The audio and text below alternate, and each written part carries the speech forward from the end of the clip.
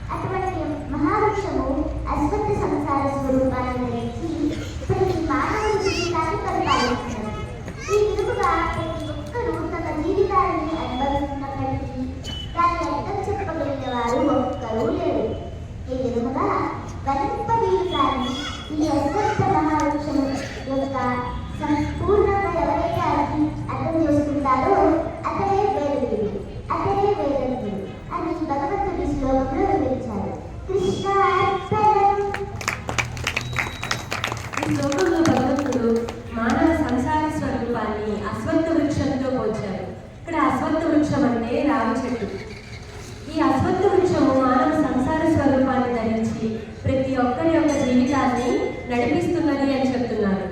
మరి ఈ విధంగా ప్రతి మనిషి కూడా మానవ జీవితాన్ని అనుభవిస్తున్నప్పటికీ కూడా దీనిని అర్థం చేసుకున్న వారు ఒక్కరు కూడా లేరని చెప్తున్నారు.